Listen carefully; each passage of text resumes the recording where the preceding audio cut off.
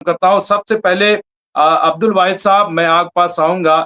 क्या ऑब्जर्वेशन है, क्योंकि हालात तो बिगड़ रहे हैं, अब नहीं लग रहा है कि बातचीत यहाँ पे होगी, ऐसा लग रहा है। यहाँ पे एक चीज़ क्लियर कर दूँ, जयदीप सिंह बुंदेला साहब ने लिखा था कि डेलीगेशन रवाना नहीं हुआ है। शायद मैं उसको बोल गया था कि डेलीगेशन रवाना हो गया, क्योंकि मुझे तो अभी पॉजिटिव ही सब कुछ दिखाई दे रहा है। तो बहरहाल यहाँ पे एक और रोसटॉम कंपनी प्रमुख, हम बुशहर परमाणु ऊर्जा संयंत्र की नई इकाइयों को का निर्माण जल्द शुरू करने के लिए हम तैयार हैं। यहाँ पे ये देखिए, तो ये भी एक अपने आप में एक बड़ी खबर है। इसके अलावा यहाँ पे यादवेंद्र दत्त मिश्रा ने लिखा है कि अमेरिकन डेलीगेशन अभी रवाना नहीं हुआ है और न ही कोई हवाई यहाँ पे हाउस से कोई अपडेट है। बिल्कुल सही है। और ऐसे हालात में कि जब जंग दोबारा शुरू हो गई है, कैसे मुमकिन है? जी अब्दुल वाहिद साहब। बहुत बहुत शुक्रिया मुमताज़ भाई आपका, और तमाम नाजरीन सबको जो है अस्सलाम वालेकुम। इस वक्त जो है सिनारियो जो कुछ है, जैसा देखा है हमने कि इस्लामाबाद के अंदर सेकेंड राउंड जो है शुरू होने वाला है, और कल जो है, और उसमें जो है अमेरिका की तरफ से डोनाल्ड ट्रंप ने जो पूरी लिस्ट भेजी है, तो उसके अंदर जो है जेडी वैंस हैं और दीगर लोग हैं, जारेड कुशनेर भी है और विक्टॉप भी हैं। ईरान की तरफ से भी डेलीगेशन जाने वाला था, लेकिन चूंकि इन्होंने ईरानियन कार्गो शिप को जो है पकड़ लिया, कैप्चर कर लिया अमेरिका ने, तो ये जो है कि इनकी एक पूरी की पूरी सीरीज़ है। अगर आप देखें इनको, कि ये हमेशा जो है मुआहदों की खिलाफ वर्जी करने की एक तारीख है ये इनकी। तो ये जो है, अब आप एक तरफ बातचीत हो रही है, दूसरी तरफ आपने जो है ईरानियन शिप को जो है कैप्चर किया। भाई ये क्या हो रहा है? तो जो है ये सब जो है सूरत हाल बहुत ही तशवीशनाक है। और दूसरे ये है कि मुझे लगता है कि अब अगर इस्लामाबाद को ईरानियन डेलीगेशन जाएगा, तो वो जो है सिर्फ चाइना के कहने से ही होगा। अब वो इस्लामाबाद के कहने से मुझे लगता नहीं है कि कोई जो है डेलीगेशन इस्लामाबाद में लैंड करेगा तेहरान से। तो इस वक्त जो है सिनेरियो ये है मुमताज़ भाई, क्योंकि जो है मिसट्रस्ट बहुत ज़्यादा वाइडन हो गया है, और उसके अलावा जो है ये है। और दूसरे जो है एक और पहलू है, इसको एक पॉजिटिव वे में भी देखा जाना चाहिए। एक है प्रोफेसर अब्दुल खालिक अब्दुल्ला। मैंने अपने जो है जर्नलिस्टिक करियर में 2-4 बार उनको जो है कवर किया है। एक है institute of defence studies and analysis, अब उसका नाम मनोहर पर्रिकर भी है, IDSA। तो उसके अंदर कई बार मैं एज ए करेस्पॉन्डेंट गया हूँ, तो उसमें मैंने उनके लेक्चर्स वगैरह सुने हैं जो कुछ होते हैं। उसके अलावा जो Indian council for world affairs है, वहाँ भी मैंने काफ़ी क्लोजली उनके जो है लेक्चर्स वगैरह देखे हैं। तो वो बहुत बड़े थिंक टैंक्स में शुमार होते हैं मुत्तहदा अरब इमारात के, प्रोफेसर अब्दुल खालिक अब्दुल्ला। उनकी एक पोस्ट जो है वो वायरल है आज सुबह से, जिसमें उन्होंने जो है 2-3 बातें कही हैं। और उनकी बात जो है हालांकि एक इंडिविजुअल एंटिटी के तौर पर देखी जाएंगी, लेकिन जिस तरह का जो एक हुकूमत का जो स्ट्रक्चर है यूएई के अंदर, मुझे लगता नहीं कि कोई प्रोफेसर हो या कुछ भी हो, वो सिर्फ अपने इंडिविजुअल उसको जो है कैपेसिटी में इतनी बड़ी बात कह सकता है। तो वहाँ बहुत सारे रिस्ट्रिक्शंस हैं। तो इसका मतलब ये है कि हुकूमत जो है, ये बात हुकूमत का ही है, लेकिन हुकूमत के किसी मिनिस्टर के कहने के बजाय उन्होंने एक बड़ी खबर आ रही, मैं अपडेट कर दूं अब्दुल वाहिद साहब, मैं रोकूंगा। एक बड़ी खबर यहाँ पे आ रही, जयदीप सिंह बुंदेला साहब ने लिखा है कि अभी क्लियर नहीं है, लेकिन जराए से खबर ये, Iran will send a negotiation delegation to Islamabad tomorrow. तो ये आप देखिए कि जहां एक तरफ अभी अमेरिका से कोई डेलीगेशन रवाना नहीं हुआ, ये खबर, वहीं दूसरी तरफ ये कि रवाना होगा कल, ऐसी कोई खबर लेकिन अभी वादे नहीं है। क्योंकि ये खबर ये भी है कि जंग शुरू हो चुकी है ईरान और अमेरिका के बीच में। एक और जो अभी रेशमा बानो ने दिया है यहाँ पे, वन इंडिया न्यूज, उसमें लिखा है कि Trump clash with top US general for nuclear strike on Iran. और ये भी मैं एक हेडिंग पढ़ रहा था, वो ये कि जो टॉप के अमेरिकी जनरल हैं, उन्होंने अपनी मीटिंग में डोनाल्ड ट्रंप को 4 घंटे इंटर नहीं होने दिया, 4 घंटे तक। और मैं समझता हूं कि क्लैश ये है, ऐसा लग रहा है कि डोनाल्ड ट्रंप चाहते हैं कि किसी तरह से अमेरिका जो है वो न्यूक्लियर हमला कर दे, परमाणु बम ईरान पे मारे। लेकिन वहां के ऑफिसर जो है, जनरल है, वो तैयार नहीं है, उसको लेकर के क्लैश है। ये खबर है। बहरहाल मैं और भी जो भी अपडेट होगा दूंगा। जी, अपनी बात कंप्लीट करें अब्दुल वाहिद साहब। तो प्रोफेसर अब्दुल खालिक अब्दुल्ला का जो मेजर पॉइंट है, जो कुछ उन्होंने उसके अंदर रेज किया है, उसके अंदर एक जो है पहलू यह है उनका, वाज़ेह तौर पर यह है कि भाई अमेरिका पे हमारा रिलायंस कम होना चाहिए, यानी इन्हिसार यूएई का, ये जो है उनका एक ओपिनियन है। उसके अलावा उनकी जो है दूसरी लाइन क्या है, दूसरा पॉइंट, कि यूएई को सिर्फ हथियार खरीदने तक महदूद कर देना चाहिए अपने डिफेंस जो रिलेशंस हैं अमेरिका के साथ, यानी यूएई सिर्फ हथियार खरीदे, उसके अलावा बेसेस वगैरह अमेरिका को प्रोवाइड न करे। तीसरी जो बात है उनके उसमें, उन्होंने बोला है कि अमेरिका कैपेबल नहीं है कि वो यूएई या किसी और मुल्क को तहफ़्फ़ुज़ फराहम कर सके, क्योंकि जब तक अमेरिकन बेसेस रहे, एक्टिवेट रहे, ईरानियन मिसाइल यूएई पे गिरते रहे। जब यूएई ने अपना डिफेंस सिस्टम जो है उसको ऑपरेशनलाइज किया, एक्टिवेट किया, तो अब वो काफ़ी हद तक जो है ईरानियन मिसाइल्स या रॉकेट को बाद में वो इंटरसेप्ट कर पाया। तो यूएई के पास अपनी कैपेबिलिटी इतनी है। तो एक तरह से ये सीधे सीधे जो है, आप सोचिए कि एक बहुत मेजर शिफ्ट है यूएई जैसे मुल्क में, जिसके बारे में कहा यह जाता है कि वो पूरी तरह से इसराइल का आलयकार है या अमेरिका का आलयकार है। इसका सीधा सीधा मतलब ये हुआ कि अमेरिका के दोस्तों के, या जो उसके दोस्त ममालिक हैं या जो क्लोज अलाइज हैं, उनके अंदर भी फूट पड़नी शुरू हो गई है। दूसरी बात जो आपने अपडेट दिया है अभी कि भाई न्यूक्लियर वेपन का क्या इस्तेमाल डोनाल्ड ट्रंप करेगा ईरान के अगेंस्ट, तो आपको याद होगा कि जब ये जंग शुरू हुई थी तकरीबन 40 रोज पहले, उसी वक्त जो है जंग शुरू होने के 3-4 रोज के बाद, जनाब फिरोज बख्त अहमद साहब मौजूद हैं यहाँ पे, इनको याद होगा कि अलास्का और उसके बहुत सारे आसपास के इलाकों में बहुत सारे जो है वो ट्रिमर्स वगैरह फील्ड किए जाते थे, यानी जलजले के हल्के झटके। तो उस वक्त ये महसूस होता था कि क्या कोई टेक्टिकल न्यूक्लियर वेपन ईरान के अगेंस्ट अमेरिका इस्तेमाल करेगा। आपको मालूम होगा कि 15-20 रोज पहले अक़वाम मुत्तहिदा के एक जो है न्यूक्लियर एजेंसी के आला ओहदेदार ने इस्तीफ़ा दे दिया, ये बात कहते हुए, सफ़ा नाम है गालिबन उनका, कि भाई अमेरिका जो है न्यूक्लियर वेपन इस्तेमाल करना चाहता ईरान के खिलाफ। तो ये ट्रंप जो है बहुत पहले से चाहता। जी जी जी जी, मोहम्मद सफ़ा, जी जी जी जी। तो इस तरह की बातें आई। दूसरे, आपको याद होगा कि जब कांग्रेस के अंदर हियरिंग चल रही थी डिफेंस कमेटी की, कांग्रेस का मतलब आपके नाजरीन जानते होंगे, अमेरिकी पार्लियामेंट को कांग्रेस कहते हैं, कांग्रेस पार्टी नहीं, भारत वाली।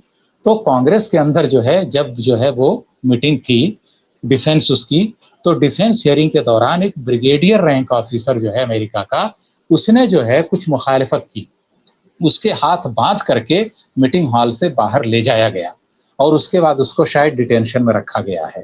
तो आप देखिए कि वहाँ की मिलिट्री, उसके अलावा जंग के दौरान जिस तरह उन्होंने अपने बड़े बड़े जनरल को ओहदे से हटाया, तो सीधे सीधे मतलब यह है कि वहाँ की फौज और वहाँ एक बड़ा तबका है जो कांग्रेस के अंदर भी है और खुद रिपब्लिकन्स हैं उसके अंदर बहुत सारे, जो लोग मुखालिफ हैं इस जंग के। तो ये ट्रंप जो है वो जो है सिर्फ इस वक्त जो है आलयकार बने हुए हैं तेल अवीव के। अब जो है उसके अंदर देखना यह है कि ये कब तक गवर्न होते हैं तेल अवीव से, किस हद तक जो है अमेरिका जाएगा। अब आप देखिए कि जब पिछली बार इस्लामाबाद के अंदर बातचीत शुरू हुई थी, सबको मालूम है कि डायलॉग टेबल पर मोहम्मद बैकर कालिबाफ बैठे हुए थे और उसी दौरान जो है स्टेट ऑफ हुर्मुज के पास अमेरिका ने अपना वारशिप एंटर कराने की कोशिश की थी। उसको फिर ईरानियन जो है नेवी ने वार्निंग दी कि आधे घंटे के अंदर यहाँ से निकल जाओ वरना फिर हम मिसाइल फायर करने शुरू कर देंगे। तब वो जो है वहां से वापस ही गया। तो ये पूरी की पूरी सूरत हाल ये है कि बातचीत के दौरान बातचीत एक सिर्फ दिखावा है, ये असलन टाइम बाई करते हैं। लेकिन इस वक्त ईरान भी टाइम बाई कर रहा है। चीन के बहुत सारे कार्गो प्लेन तेहरान में और आसपास उतर रहे हैं ईरान के उस पे, उनके अंदर बहुत सारे असलहे हैं। उसके अलावा कैस्पियन सी से, रशिया वगैरह से भी बहुत सारी खेप आ रही है। तो ईरान भी अपने आप को दोबारा से मुसल्लह कर रहा है, ताज़ा दम हो रहा है। तो ऐसा नहीं है कि ईरान को ऐसा मालूम नहीं है। हम लोग तो बाहर ही हैं एक तरह से, ईरान में जो लोग बैठे हुए हैं वो पूरे इसको देख रहे हैं। तो मेरा ऐसा मानना है कि अब की बार अगर जंग शुरू होती है तो ईरान और मजीद ताज़ा दम होकर के मुकाबला करेगा। जी मुमताज़ भाई। नहीं नहीं बिल्कुल। और मुझे लग रहा है कि जिस तरह का प्लान अमेरिका बना रहा है वो मुंह की खाएगा। और मैंने कई बार कहा कि ये बिल्कुल ऐसे एक जुआरी की तरह डोनाल्ड ट्रम्प को जो मैं जानता हूं, जितना मैं पढ़ सका है, उन्होंने पूरी जिंदगी जुआ ही एक तरीके से खेला है। हर मैदान में वो जुआ खेला और अपनी जिंदगी को वो हारते रहे। अपनी जिंदगी को वो हारते रहे। तो बहरहाल यहाँ पे वो क्या करेंगे? परवीन गुलशन लिखा है, भाई साहब ईरान का मालवाहक जहाज अमेरिका के नेवी के अंदर में है, अभी इसके बारे में क्या सूरत हाल है? ये उन्होंने पूछा था। इसके अलावा भाई साहब ईरान ने शिप पर हमले को वार मान चुका है, तो अब ईरान जवाब देगा, जवाब दे चुका है। मैंने पहले ही बताया। हसन रिजवी साहब ने लिखा है कि ईरान में आखिर ये गेम प्लान कौन चला रहा है, अभी तक किसी को पता नहीं, खामनाई साहब या कोई और। ये सारा प्लान अहमद वाहिदी साहब चला रहे हैं, ईरानी मास्टरमाइंड है, ऐसा कहा जा रहा है। एक चीज और जो मैं बार बार कह रहा था कि जो पाकिस्तानी डेलीगेशन गया था वो फिर अब ये खबर आ रही है कि दरअसल वो एक तरीके से मालूम करने के लिए कि वहां किस तरह से, ये भी बताया जा रहा है, इसमें सच्चाई नहीं भी हो सकती है, लेकिन ऐसी आ रही। जयदीप साहब लिखा है, रूसी सुरक्षा बलों ने यहाँ पे दोमो डेडो हवाई अड्डे पर 40 इजरायली यात्रियों को हिरासत में लिया और 5 घंटे तक पूछताछ की और उसके कंप्यूटर तक यहाँ पहुंच बनाने की मांग की। यात्रियों से कहा कि ईरान रूस का सहयोगी है और जो कोई भी ईरान के खिलाफ है वो हमारे खिलाफ है। यहाँ पे ये बिल्कुल क्लियर कह दिया है। जमील साहब लिखा है, राशिद साहब अमेरिका और इजराइल की घेराबंदी कैसे की जाए? यहाँ पे एक और जदीद साहब ने लिखा है कि आज गाजा के बनी सुहैला गांव में इजरायली मिलिशिया ने हमले की कोशिश की, लेकिन हमास ने घात लगाकर हमला करके सदस्यों को मार गिराया है। यानी आज इजराइल को नुकसान हुआ है, वहां पे मार गिराया। यहाँ जदीद साहब ने एक और अपडेट दी, उसके बाद मैं आता हूँ फिरोज बख्तापा। न्यूयॉर्क, नाइजीरिया सहित दुनिया के कई देशों में मिनाब स्कूल के बच्चों को खराज अकीदत देने के लिए वहां पे तकरीब मुनक्किद की गई है। बहरहाल ये अपडेट है, कुछ और अपडेट आएगा। लेकिन फिरोज बख्ताब, मैं भी आपसे चाहूंगा इब्तदाई कमेंट कि ऐसा लग रहा है कि साहब ये जंग तो रुकने वाली नहीं है, लेकिन ये अच्छा है कि बातचीत शुरू होती, थोड़ा कुछ कोताही हो सकता है, हो जाती, लेकिन ईरान तो इस बात तैयार है। खबर ये आ रही है कि ईरान ने बयान बाकायदा दे दिया कि साहब मुझे पता था कि ये बातचीत क्यों हो रही है, ये बातचीत हमले की तैयारी थी, मैं समझ रहा था, लेकिन हम तो बातचीत कर रहे थे जैसे हम हमेशा करते हैं, लेकिन हमारी तैयारी भी कम नहीं है। जी फिरोज बख्श साहब, अब फिर मैं राशिद रिजवी साहब पास आता फौरन। जी, डॉक्टर मुमताज आलम रिजवी साहब, राशिद साहब, अब्दुल वाहिद साहब और आपके जितने भी एक्सपर्ट्स हैं, बुंदेला साहब, राजपूत साहब और तमाम सामाईन, वो भी आपके एक्सपर्ट्स ही हैं, आपको बहुत अहम कमेंट्स भेजते हैं। देखिए ऐसा है कि मुझसे पहले हमारे काबिल दोस्त अब्दुल वाहिद साहब ने जो असेसमेंट दिया वो बैंग ऑन टारगेट था। उसमें एक-एक बात जो है वो बिल्कुल उन्होंने सही कही। मैं कोशिश ये करूँगा कि उनकी कही हुई बातों को दोहराऊँ नहीं, लेकिन ये बात सही है। देखिए ये जो सीज़ फायर है ना, जहाँ तक इसराइल और अमेरिका का ताल्लुक है, इनकी डिक्शनरी में सीज़ फायर का मतलब वो नहीं है जो हम और आप समझते हैं, जो दुनिया समझती है। ये वही बात है कि सीज़ फायर बस ये अपनी कुमक को बढ़ाने के लिए, अपने जत्थों को ऑर्गेनाइज़ करने के लिए, अपने जो वॉर के इनके जो बॉम्ब वॉम्ब है उनको इकट्ठा करने के लिए, वो सब के लिए सीज़ फायर का नाम देते हैं। और अब गाज़ा में देख लिया आपने क्या सीज़ फायर हुआ। आपने लबनान में देख लिया क्या सीज़ फायर की हालत हुई। और यहाँ भी सीज़ फायर का नाम सिर्फ नाम है। और एक इंटरव्यू में बाकायदा ट्रम्प साहब ने ये कहा है कि मैं ओबामा नहीं हूँ कि मैं एग्रीमेंट कर लूँ। उनके कहने का मतलब ये, अच्छा ये जो हैं ये ईरान के सफाई के उसमें लगे हुए हैं चक्कर में, इसका सफाई करना चाहते हैं। और ये जो बातचीत है ये अपने पिट्ठू को कॉन्फिडेंस में लेकर जो भी बातचीत का जो मामला बना रहे हैं पाकिस्तान के साथ। पाकिस्तान क्या है, क्या औकात है पाकिस्तान की, वो अलग है कि हम सब लोग ये सोच रहे हैं चलो कुछ न होने से कुछ होना अच्छा है। पाकिस्तान अगर खुदा न खास्ता कोई ऊंच नीच होती है तो वो इसका हिस्सा होगा। क्यों?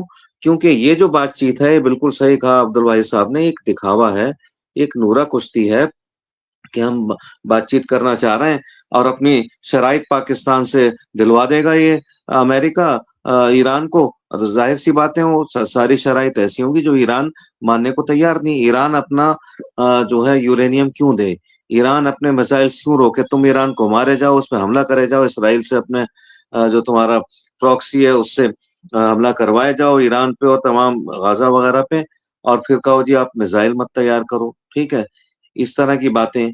तो ये जो चीजें हैं ये काबिल कबूल किसी तरीके से नहीं है। ईरान को, ईरान ने कह दिया है कि भाई हम वॉर नहीं चाहते, हम एटम बम नहीं बनाएंगे। और दूसरी बात ये, आप कोई नहीं होते कि आप हमारे जो यूरेनियम जो हमने तैयार किया उसको, कौन होते हो आप हमसे लेने वाले, छीनने वाले? कोई दादागिरी है, कोई शोधापंथी है? ऐसे थोड़ी होता है। तो ईरान ने कह दिया हम किसी भी, हाँ हम हमेशा पीस चाहते हैं, अमन चाहते हैं, हम लड़ाई नहीं चाहते, लेकिन अगर इस तरह की तुम नाजायज किस्म की बातें करोगे तो हम जो है आखिरी दम तक लड़ने को और शहादत देने को तैयार बैठे हुए हैं। ठीक है, अब ये जो एक देखिए ऐसा है, अ, ये एक बावले किस्म के, माफ कीजिए एक बहुत ही सख्त लफ्ज इस्तेमाल कर रहा हूँ ट्रम्प साहब के लिए, एक बावले किस्म के इंसान है। इनका कुछ पता नहीं कब क्या कर बैठे। बात आ रही है एटम बॉम्ब की या टैक्टिकल एटम बॉम्ब की, ये इस्तेमाल भी कर सकते हैं, लेकिन अगर ऐसा हुआ तो फिर मेरे ख्याल से तमाम दुनिया में एटम बम ही होगा, तमाम दुनिया के अंदर धुआं धुआं होगा।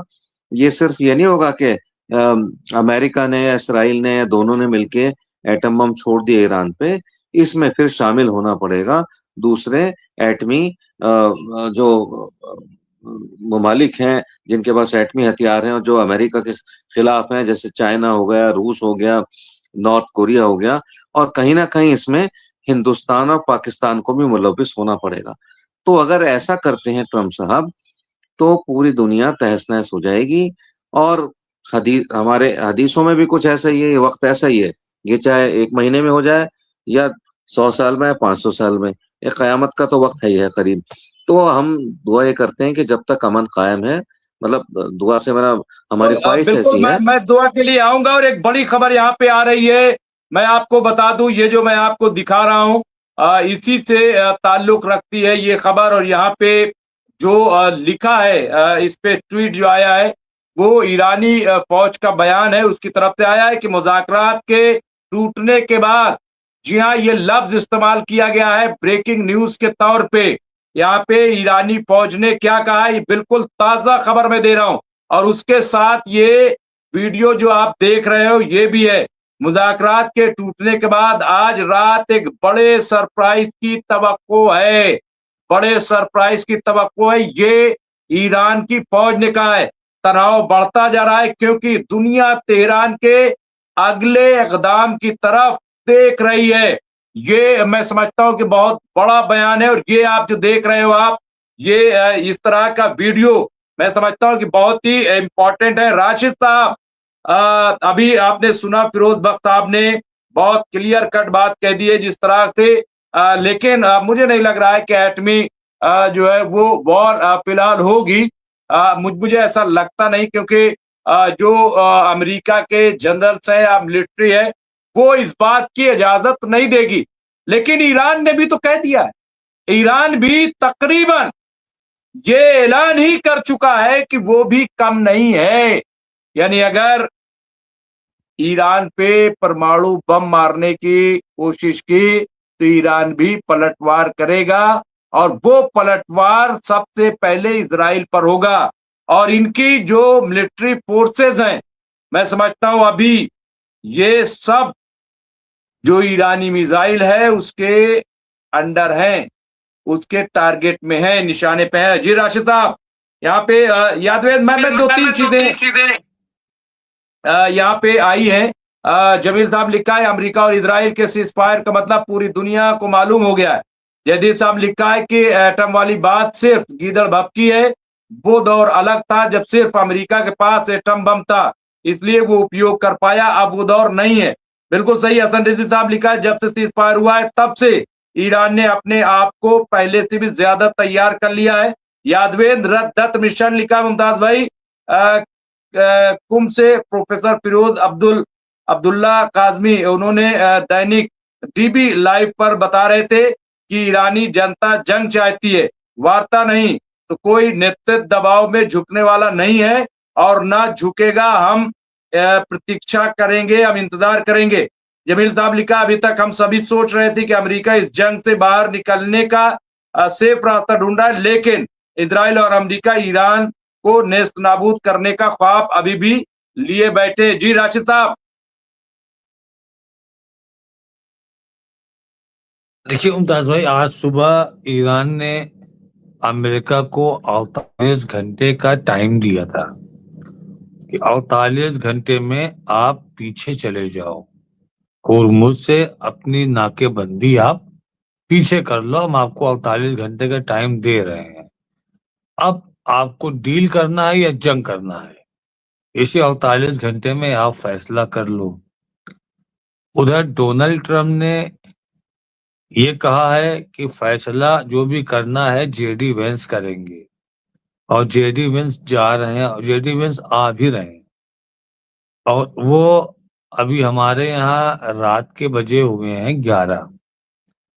वो कल दिन में 12 से 1 के बीच में आ पाएंगे पाकिस्तान।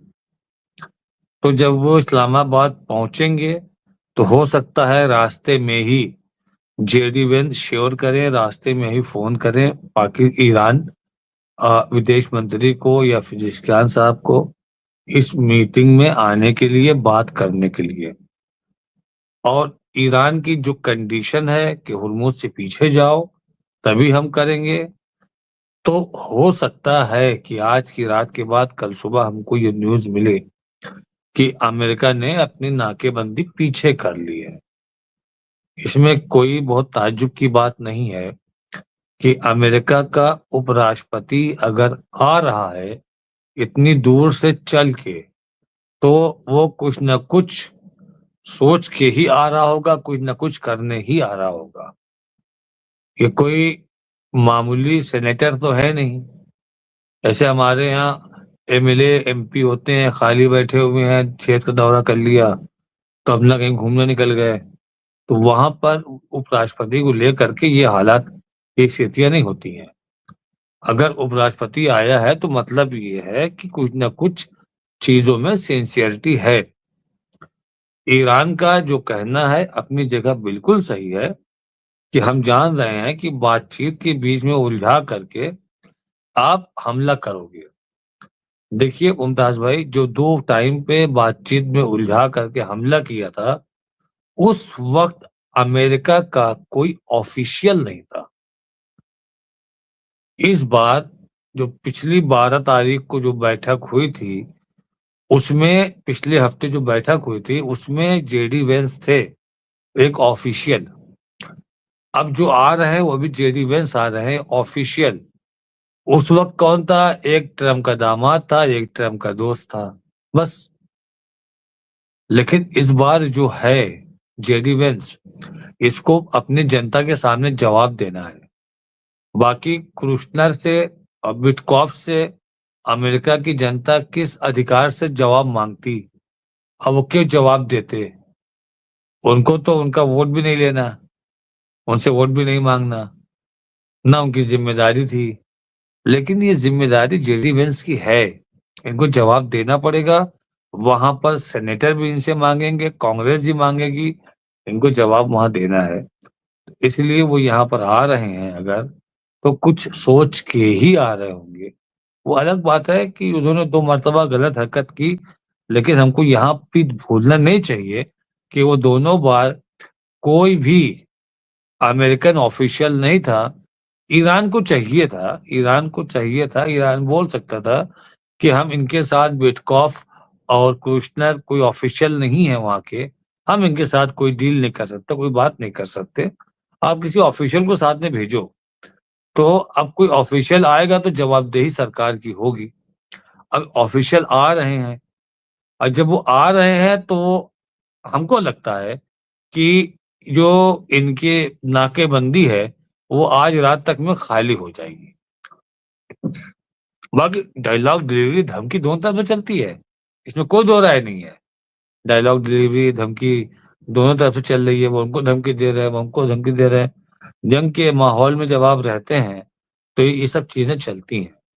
उसी बीच में कुछ बातें संजीदगी की भी चलती हैं, तो हमको ये चीजें हमको थोड़ा संजीदगी जैसी महसूस हो रही है।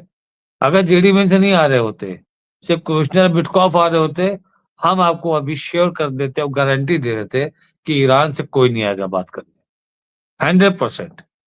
लेकिन जब जेडी वेंस आ रहे हैं तो इसका मतलब है कि ईरान से लोग आएंगे, और आज नहीं आएंगे, कल आएंगे। उनके लिए कौन कितना दूरी है, 1.5 घंटे की फ्लाई है उनकी, 1 से 1.5 घंटे की उनकी फ्लाई है। 1 से 1.5 घंटे में आके वहां बैठ जाएंगे। जो वक्त ईरान का है उससे 1 घंटे का मैक्सिमम फर्क होगा, आपके इस्लामाबाद का 1.5 घंटे का फर्क होगा, उससे ज्यादा फर्क नहीं है। दिन के दिन चलेंगे, दिन के दिन आ जाएंगे वो। तो और जब आएंगे तो कल रात से ही इनकी बैठक शुरू होगी, कल दिन में कोई बैठक नहीं होनी है। आप ये भी देखिएगा, अगर बैठक होगी तो कल शाम को 6 बजे से या 7 बजे से वहां बैठक शुरू होगी, और रात में 10 बजे तक बैठक होगी, 4 घंटे बात होगी या 5 घंटे बात होगी, फिर डिनर होगा, फिर नेक्स्ट डे 10 बजे से भी प्रपोज हो जाएगी। तो ये हमारे लिए 48 घंटे बहुत इंपॉर्टेंट हैं कि इन 48 घंटों में क्या होता है, डील फाइनल होती है या जंग फाइनल होती है। तो अभी हमको थोड़ा सा इंतजार करना पड़ेगा, और जल्दबाजी में कोई भी ओपिनियन, कोई भी डिसीजन हम लोग देने वाले कोई नहीं होते हैं, और ना हमारे फैसलों को मानने वाले हैं। बस हम लोग इतना ही कर सकते हैं कि कौन कौन लोग आ रहे हैं तो किस तरह की बात हो सकती है। आपकी एक बात ये भी सही है कि इसमें इजराइल कर सकता है, लेकिन जहां पर उनका उपराष्ट्रपति पाकिस्तान में बैठा है वहां ये गलती इजराइल नहीं करेगा और ना अमेरिका करने देगा। अगर इजराइल ने ऐसी गलती कर दी तो मुमताज भाई ये इजराइल की आखिरी गलती होगी। जी मुमताज भाई। बिल्कुल ठीक है। और देखिए हमारा क्या है, हम तो जैसे जैसे खबर आती है बिल्कुल ये तो मैच की तरह है कि कभी इस तरफ, कभी उस तरफ, कभी इस तरफ, कभी उस तरफ।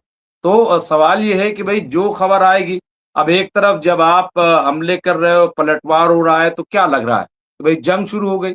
और मैंने अभी आपको दिखाया भी कि ईरान ने कहा कि आज सरप्राइजिंग होगा, यानी ईरान पूरी तरह से तैयार है कि तुम हमें मारोगे तो हम कमजोर नहीं है, हम उसका जवाब देंगे।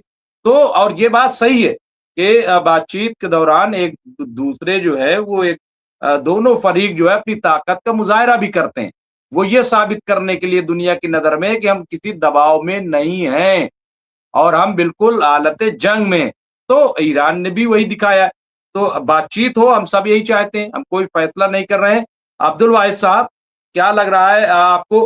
अब्दुल वाहिद साहब, थोड़ा सा अगर अपने कैमरे को जो वो है साफ कर लीजिए, अगर थोड़ा से किसी कपड़े से या उससे, तो धुंधलापन आ रहा है आपके चेहरे पे। तो थोड़ा से अगर किसी उससे साफ कर लें। हाँ जी, थोड़ा से कुछ कुछ बेटर हुआ जी। अब्दुल वाहिद साहब जी। मुमताज भाई, सिनेरियो जो है वो यही है। देखिए, ऐसा है कि विटकॉफ हों या फिर जैड कुशनेर हों, देखिए वहाँ पे भारत वाला सिस्टम नहीं है कि आपको जो है कैबिनेट मिनिस्टर बनने के लिए जो है आइदर हाउस यानी जो है सेनेट का या फिर उसका जो है हाउस ऑफ जो है रिप्रेजेंटेटिव्स वगैरह का आपको मेंबर बनना लाजमी है। वहाँ जो भी सदर होगा, डायरेक्ट इलेक्शन होते हैं प्रेसिडेंट के, और फिर वो जो सदर है अमेरिका का, वो जिसको चाहे वो जो है अपने कैबिनेट के अंदर शामिल कर सकता है। तो भारत की तरह वहाँ पे कोई इस तरह की ऑब्लिगेशंस नहीं है कि भाई उसको लोकसभा या फिर राज्यसभा या फिर पार्लियामेंट के किसी हाउस का मेंबर होना ज़रूरी है। तो अमेरिका के अंदर ये सब नहीं है। जैड कुशनेर क्या है कि ठीक है, उसकी क्वालिफिकेशन यही है कि वो दामाद है, लेकिन वो नेशनल सिक्योरिटी के उसमें जो है वो जो है वहाँ के राष्ट्रपति का एडवाइज़र है, ऑफिशियल पोजीशन होल्ड करता है। दूसरी बात, जहाँ तक आई विटकॉफ की, विटकॉफ ऑफिशियल पोजीशन होल्ड करता है। वो स्पेशल एनवॉय है मिडिल ईस्ट के लिए अमेरिका के राष्ट्रपति का। तो ये लोग ऐसे ही नहीं हैं। मार्को रूबियो क्या है? अमेरिका का वजीर खारिजा है। तो ये सारे के सारे लोग ऐसा नहीं है कि ऑफिशियल पोजीशन होल्ड नहीं करते। हाँ, जाहिर सी बात है कि वहाँ के उनका रुतबा वो नहीं है जो एक नायब सदर का होता है। जाहिर सी बात है कि फिर उसका रुतबा एक दूसरा होता है। बिल्कुल। तो इस तरह से अगर हम हायरार्की वाइज देखें तो बिल्कुल ये बात सही है राशिद भाई की कि इसने हाई लेवल जो है डेलीगेशन के साथ ईरान की बातचीत अभी तक नहीं हुई है, जो कि हो रही है मौजूदा उसके अंदर देखें, वरना पहले तो सीधे ओबामा से भी बातचीत हुई है। तो ये सब जो है रहा है और ये वक्त और हालात पे डिपेंड करता है। दूसरी बात यह है कि ईरान अगर डायलॉग टेबल पे आएगा तो वो किसी अमेरिका या इस्लामाबाद के कहने से नहीं आएगा। इनकी हैसियत सिर्फ फैसिलिटेटर की है। इस्लामाबाद की जो हैसियत है पाकिस्तान की, चाहे आसिम मुनीर हों चाहे शहबाज शरीफ हों, इनकी हैसियत ज़्यादा नहीं है। इनकी हैसियत सिर्फ जो है फैसिलिटेटर की है। ये फैसिलिटेट कर रहे हैं मीटिंग को। इन्होंने एक वेन्यू प्रोवाइड किया है, एक इवेंट मैनेजमेंट टाइप का होगा वहाँ पे। तो ये लोग वो हैं। फिर दूसरे कि खुद आलयकार हैं, काफ़ी हद तक चीन के हैं, काफ़ी हद तक अमेरिका के हैं, ये किसी एक तरफ नहीं रहते। तो ईरान को ये सब मालूम है। तो अमेरिका को भी एक ऐसा न्यूट्रल वेन्यू चाहिए था जो अमेरिका का साथी भी हो, लेकिन वो जो है पूरी तरह से ईरान के खेमे में ना हो। ईरान को भी चाहिए था ऐसा न्यूट्रल एलाई या फिर न्यूट्रल वेन्यू जो इसराइल के उसका ना हो। तो जाहिर सी बात है कि इसराइली ऑफिशियल्स नहीं आ सकते इस्लामाबाद के अंदर। तो दूसरे ये कि फिर चीन की काफ़ी हद तक गिरफ्त है इस्लामाबाद पर। तो कुल मिलाकर ये है कि अब अगर तेहरान डायलॉग टेबल पे शामिल होता है ईरान के अंदर, पाकिस्तान के अंदर इस्लामाबाद में, तो वो जो है जब बीजिंग या मॉस्को से ग्रीन सिग्नल मिलेगा तभी ईरानियन डेलीगेशन इस्लामाबाद में लैंड करेगा। वो किसी जेडी वेंस के कहने से या शहबाज शरीफ या आसिम मुनीर के कहने से इस्लामाबाद में लैंड नहीं करेगा। पहली बात तो ये है। और ये जो डायलॉग हो रहा है इसके अंदर अगर चीन और रूस शामिल नहीं होते तो ईरान कभी भी डायलॉग टेबल पे नहीं आता। सबसे पहली चीज़ तो ये है। दूसरे ये है कि जो कुछ सिक्योरिटी का सिनेरियो पूरे रीजन के अंदर डेवलप हो रहा है उसको भी बहुत बारीकी से देखने की ज़रूरत है। अमेरिका जो है सिमटता जा रहा है और इसराइल अगर बहुत ज़्यादा एडवेंचर करेगा तो उसको सबक सिखा दिया जाएगा इस बार। तो इन लोगों के पास बहुत ज़्यादा ऑप्शंस नहीं बचे हैं। इसीलिए जो है एक्चुअली है क्या, अमेरिका का जो एक इकबाल बुलंद था कि भाई पूरे दुनिया के अंदर उसकी तूती बोलती है, ये है वो है। तो वो जो है जैसा कि कई बार जनरल जो आए हैं retired major general Javed Iqbal साहब, कई बार उन्होंने कहा है कि भाई 20वीं सेंचुरी के वारफेयर का इस्तेमाल कर रहा है अमेरिका। ईरान जो इस्तेमाल कर रहा है वो 21वीं सदी के वारफेयर का इस्तेमाल कर रहा है और अमेरिका के पास 20वीं सदी का है सारा टैक्टिक्स। तो अमेरिका के पास क्वांटिटी ज़्यादा होगी। मान लीजिए ईरान के पास 2 हैं फाइटर जेट, अमेरिका के पास 20,000 होंगे। तो ये वाला है। लेकिन फाइटर जेट को जिस चीज़ से मारना है वो 100 रुपए वाली चीज़ ईरान के पास है और उससे कई करोड़ के असलहे को ईरान मार गिरा रहा है। तो असल चीज़ ये है कि वारफेयर का सिनेरियो कैसे चेंज हुआ है। जब ड्रोन आए हैं और बहुत सारी चीज़ें, लेज़र गाइडेड मिसाइल आ गए हैं, लेज़र गाइडेड वेपन्स आ गए हैं, आपको दिखेगा ही नहीं और वो गया और उसने हिट कर दिया टारगेट को। जैसा कि अभी बहुत सारे विजुअल जो है मुमताज़ भाई अभी आप दिखा रहे थे अपने इस पे चैनल पे कि किस तरह से उन्होंने एक नेवल शिप को टारगेट किया ईरान के उससे। तो ईरान जो है बहुत कम पैसे के अंदर किस तरह से 21वीं सदी के अंदर बिल्कुल एक तरह से स्टेट ऑफ आर्ट उस तरह की टेक्नोलॉजी को जो है इस्तेमाल करके कैसे जंग की जाती है पूरी दुनिया को ईरान ने दिखाया है ये। तो ये जो है एक स्ट्रांग पॉसिबिलिटी है कि ईरान और ज़्यादा ताज़ा दम होकर के उसके अंदर आएगा।